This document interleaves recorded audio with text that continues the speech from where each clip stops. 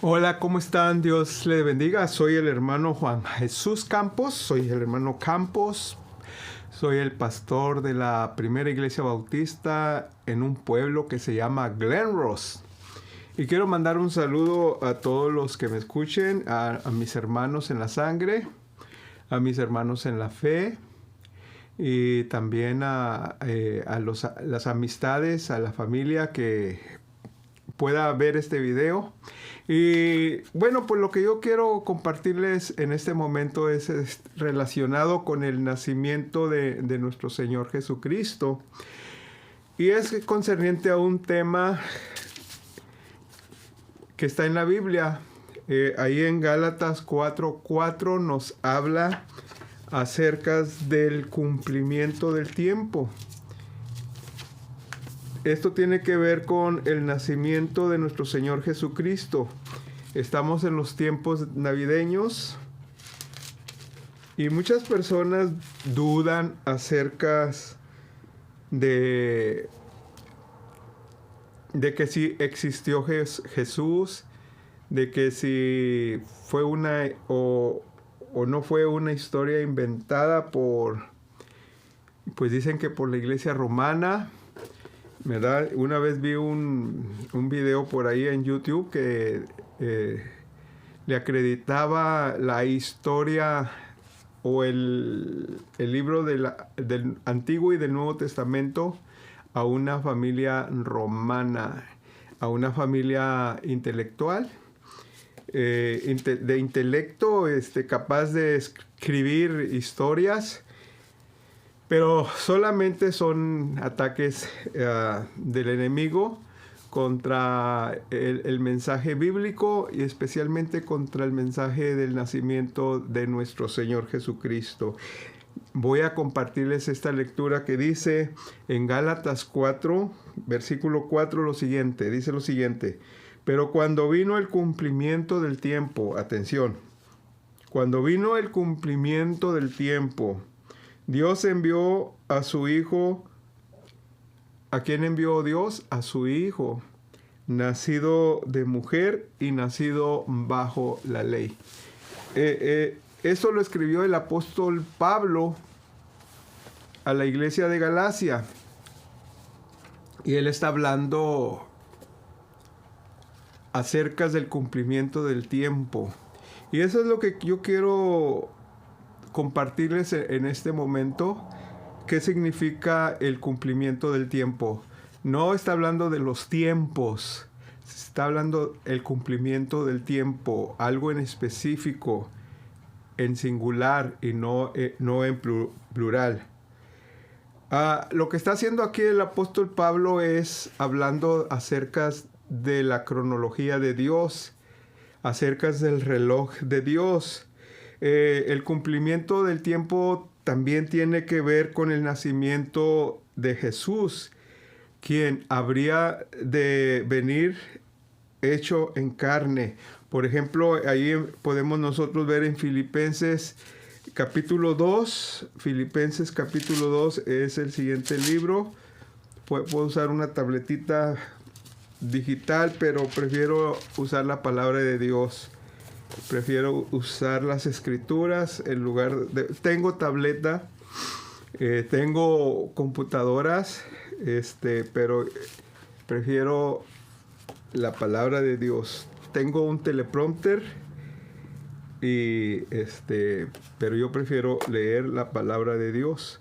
Ahí en Efesios, Filipenses capítulo 2, del 5 al 11, dice lo siguiente: haya pues en vosotros este sentir que hubo también en Cristo Jesús. Le está hablando a la iglesia de Filipos, a los creyentes de Filipos, el cual siendo en forma de Dios, no estimó el ser igual a Dios como cosa a que aferrarse. Está hablando del Señor Jesucristo. Siendo forma de Dios, dice, no estimó ser igual a Dios para aferrarse. Y luego continúa diciendo el apóstol Pablo, sino que se despojó a sí mismo su divinidad, tomando forma de siervo, o sea, de hombre, hecho semejante a nosotros, a los hombres. Y estando en la condición de hombre, se humilló a sí mismo, haciéndose obediente hasta la muerte y muerte de cruz. Por lo cual también Dios también lo exaltó hasta lo sumo y le dio un nombre que es sobre todo nombre. El apóstol Pablo está diciendo que el Señor Jesucristo se hizo carne, se humilló a sí mismo. ¿Para qué? Para ser obediente hasta la muerte y muerte en la cruz. Entonces, el Señor Jesucristo se hizo carne en el cumplimiento del tiempo. Y eso es lo que queremos que veamos un poco en el calendario o cronología de Dios. Y para esto es importante pues viajar un poquitito al pasado, pero déjeme decirle que antes de la caída del hombre, Dios tenía un plan para rescatar al hombre. Por ejemplo, ahí en Efesios 1, del 3 al 5, dice: bendito sea el Dios y Padre de nuestro Señor Jesucristo, que nos bendijo con toda bendición espiritual en los lugares celestiales en Cristo. Miren lo que dice el versículo 4. Según nos escogió en Él antes de la fundación del mundo. O sea que antes de que Dios nos creara, Dios ya tenía un plan de rescate, porque Él sabía bien que el hombre, que Él iba a ser la corona de la creación, iba a pecar, le iba a dar la espalda. Y por eso ahí en Efesios 5, Efesios capítulo 1, versículo 5, el apóstol Pablo continúa diciendo: en amor, habiéndonos predestinado para ser adoptados hijos suyos por medio de Jesucristo, según el puro afecto de su voluntad. Así lo quiso Él. Nos escogió desde antes de la fundación del mundo. Esto no quiere decir que solamente escogió a unos y rechazó a otros. El apóstol Pablo no está diciendo nada de eso. Está diciendo que Dios nos escogió. ¿A quién? A lo que Él había creado. ¿Qué es lo que Él había creado? Al hombre en sí. Dios sabía muy bien que la corona de su creación habría de pecar. La corona de su creación es el hombre. Él sabía que habría de pecar, pero Él tenía ya un plan de rescate. Dios tenía un plan en su corazón para rescatarnos. En Juan 3:16 dice: porque de tal manera amó Dios al mundo, que ha dado a su Hijo unigénito, para que todo aquel que en Él cree no se pierda, mas tenga vida eterna. En el cumplimiento del tiempo tenía que ver con el día apropiado cuando Él habría de nacer de una virgen. Desde que cayó el hombre, ahí en el capítulo 3, Dios nos da tips. Dios comienza a darle tips al hombre acerca de que en el futuro habría de venir un redentor para salvarlo. Ahí en Génesis capítulo 3, no vamos a ir a muchos de los pasajes que tengo aquí, pero yo se los voy a dar para que usted vaya ahí. Vemos que el hombre cae, el hombre cuando se da cuenta de sus pecados, se dan cuenta de su condición física y se dan cuenta que están desnudos, y entonces ellos mismos de las hojas de los árboles comienzan a hacer vestido para ellos, para cubrir su desnudez. Había antes no tenían pudor, ahora sí tenían pudor, ¿verdad? Tenían vergüenza de estar desnudos. Eso es lo que trajo el pecado, ¿verdad? Darse cuenta que su condición era pues causaba vergüenza entre ellos mismos cuando antes no era así porque no había pecado. Entonces, Dios no estuvo de acuerdo que ellos se hubieran hecho vestidos con telas no telas, pero de las hojas de las higueras para cubrir su desnudez. Él tenía que ser la persona que habría de cubrir esa desnudez. Por eso él sacrifica animales para con sus pieles cubrir la desnudez del hombre. Entonces ahí vemos en el capítulo 3, Dios comienza a dar tips de que Dios iba a proveer. Inclusive le dice a la mujer y a la serpiente que habría de existir una enemistad entre ellas dos, que la mujer le habría de pisar la cabeza y la serpiente le habría de morder el calcañar, o sea, el talón de la mujer. Y aquí está diciendo Dios, el primer tip, de la mujer va a venir alguien más poderoso que el mismo Satanás y que le habría de apachurrar la cabeza. Satanás iba a hacer daño a la descendencia de la mujer. Ya el pecado ya había entrado a la humanidad por medio de la desobediencia de Adán. Y después del capítulo 3 nosotros comenzamos a ver el crecimiento y el desarrollo de la humanidad y también de la maldad.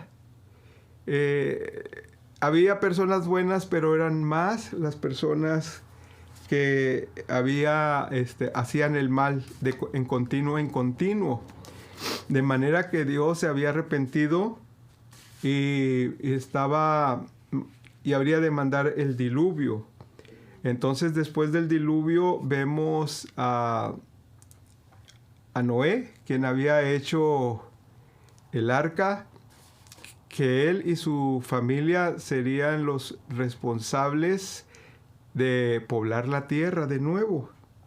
Entonces, después estamos viendo la formación de la nación hebrea, ¿verdad? Dios escoge a Abraham y de ahí de Abraham nace Isaac y de Isaac nace Jacob,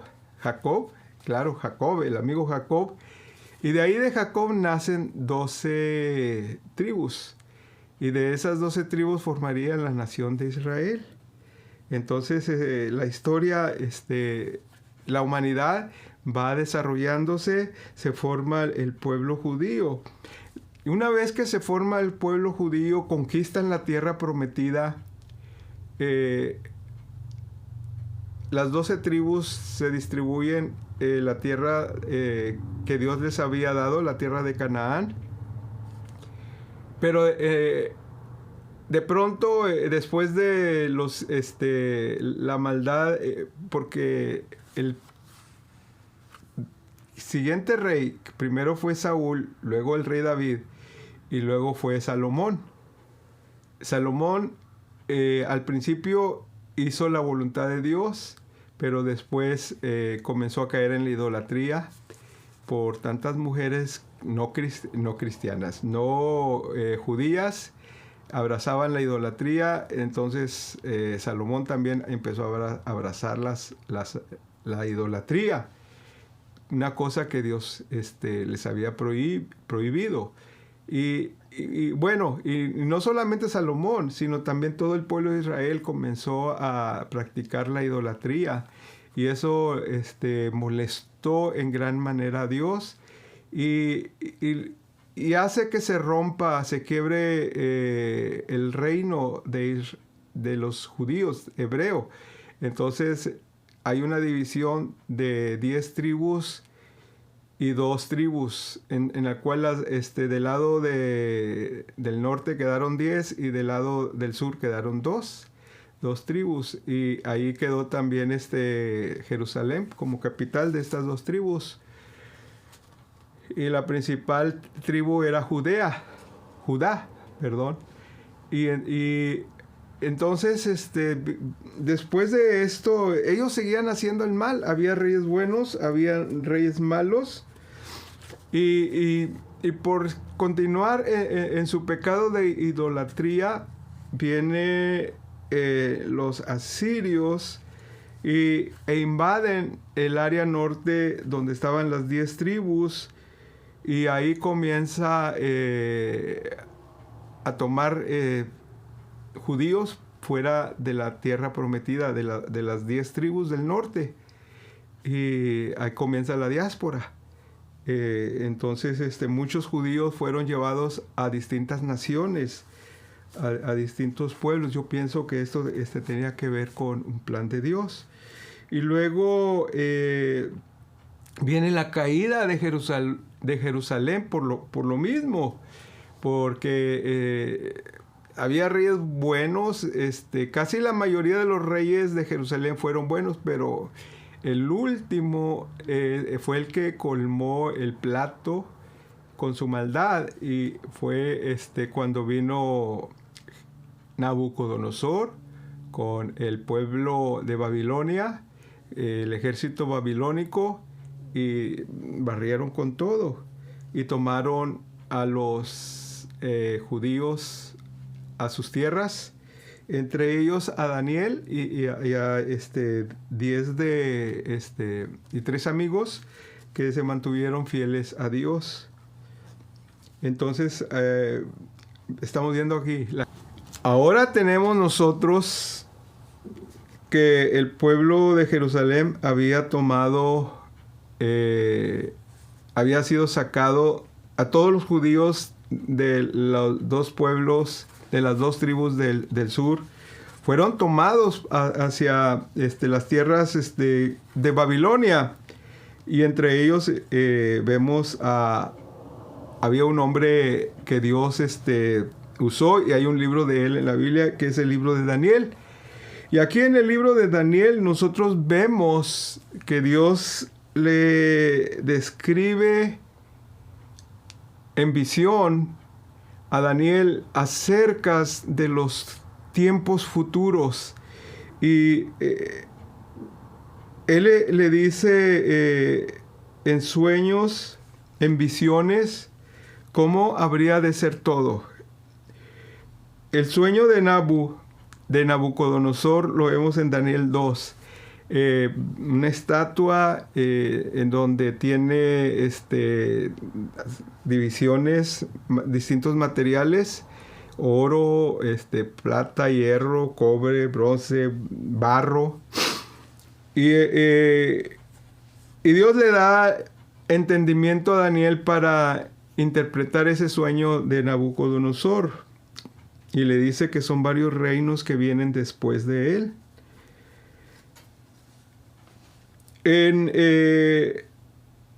Después viene Belsasar, el cual era nieto de Nabucodonosor. Se dice que su hijo, pero los historiadores dicen que era nieto. Cuando él estaba en una fiesta, mandó que trajeran todos los utensilios del templo de Jerusalén, las copas, todo. Y ahí estaban tomando, hasta que de pronto se aparece una mano, no sé de qué tamaño, y escribe unas letras en la pared.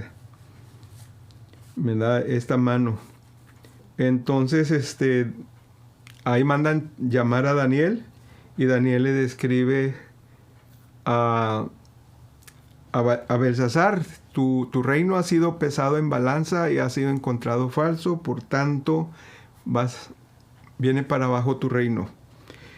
El reino que habría de venir era el reino de Darío, de los medos y de los persas. Y luego vemos ahí más adelante en Daniel 7, lo de la mano fue en el capítulo 6. Pero en el capítulo 7 vemos la visión de las 4 bestias. en el capítulo 7, el cual se le da a entender que eran 4 reinos que habrían de venir, como un león con alas de águila, como un oso y en su boca 3 costillas. Sueño aterrador, ¿verdad? La tercera bestia como semejante a un leopardo con 4 alas en su espalda. Y 4 bestias espantosas y terribles, tenía 10 cuernos, la cuarta bestia. Y todos estos eran reinos que habrían de venir.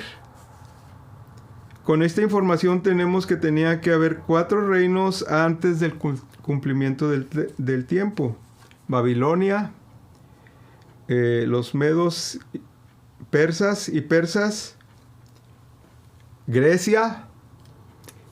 Grecia tuvo un papel muy importante porque trajo su cultura, trajo su lengua.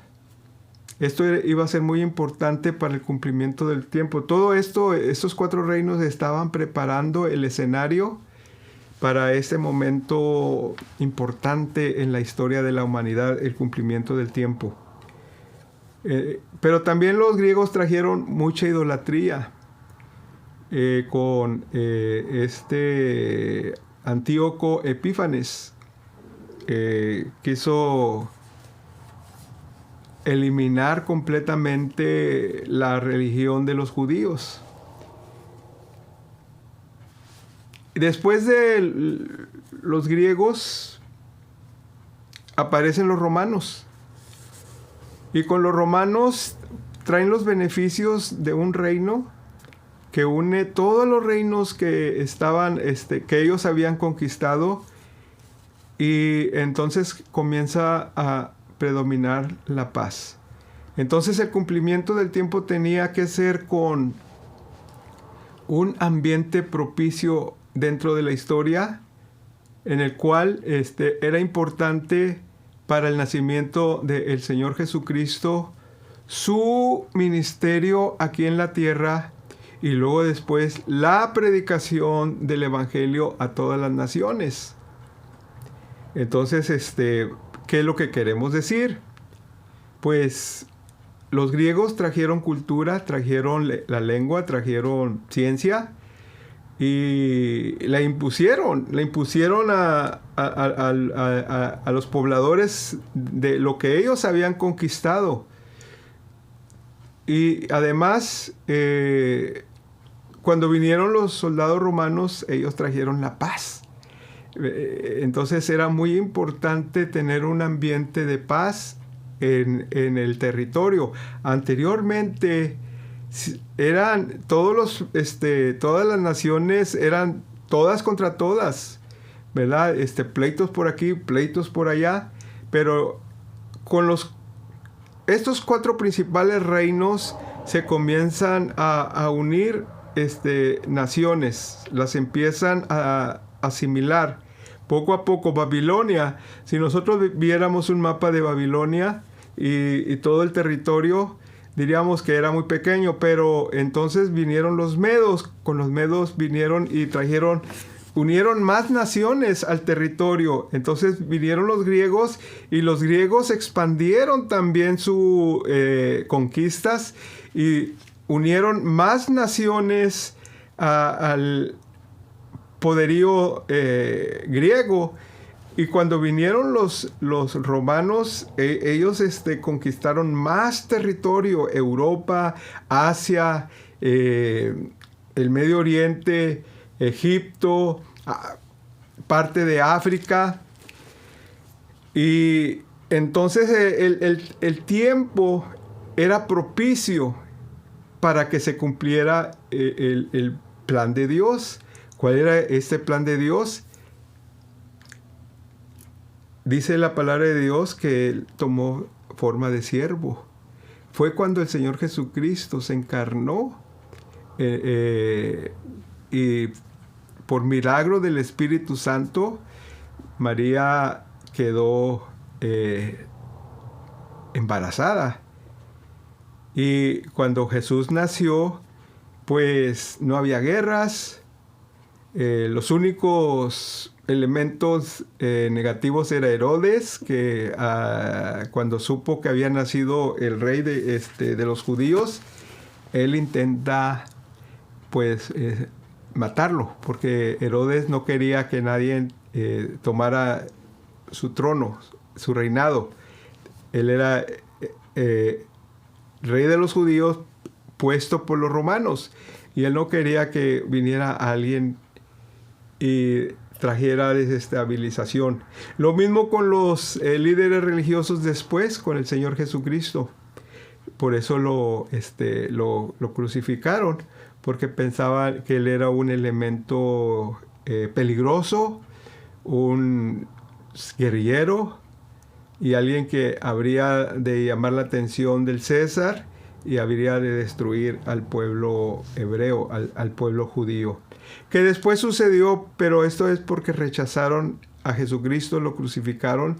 El Señor Jesucristo les dijo que las cosas que habrían de venir por haberlos rechazado, y así sucedió en el año 60, vinieron o 70, vinieron los romanos y destruyeron todo, destruyeron el templo, no quedó piedra sobre piedra, así como el Señor Jesucristo.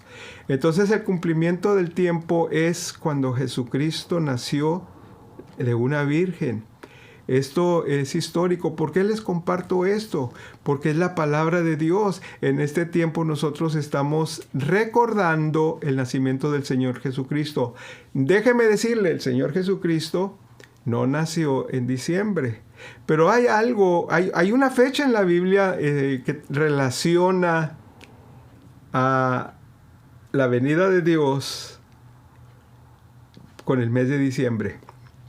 Y bueno, el pueblo cristiano, no sabemos si quién trató de que en este tiempo se celebraba eso. Se dice que fue los primeros papas, que eran más cristianos antes de ser papas, ¿verdad? Eran más cristianos y era cuando ellos eran más celosos de las cosas sagradas, y entonces ellos abolieron el día 24 de diciembre o 25 para relacionarlo con el nacimiento de Jesucristo y quitar la fiesta pagana que se celebraba en ese día. Por esa razón, por tradición, el día 24 y 25 es el día en que nosotros celebramos el nacimiento del Señor Jesucristo, pero no nació en ese día, pero sí celebramos que el Señor Jesucristo en verdad vino a este mundo. Dios nos dio como un regalo a su Hijo Jesucristo. El apóstol Pablo dice ahí en Romanos, porque la paga del pecado es muerte. La paga del pecado es muerte. Mas la dádiva de Dios, el regalo de Dios, es vida eterna. ¿En quién? Dice el apóstol Pablo, en Cristo Jesús. Dios nos dio un regalo, es su Hijo Jesucristo. Por eso se incluyen los regalos en estos tiempos navideños. Y es una oportunidad para nosotros para decirles a la gente lo que Dios hizo por todos nosotros. No es para que tuviéramos derroches de dinero en fiestas, que no para hacer un momento de pecar deliberadamente como muchas personas lo hacen, sino todo lo contrario, para fijarnos en Él, creer en Él, recibirlo como nuestro Salvador personal. Claro, hay que arrepentirnos de nuestros pecados, porque eso nos condena a la muerte eterna. La paga del pecado es muerte.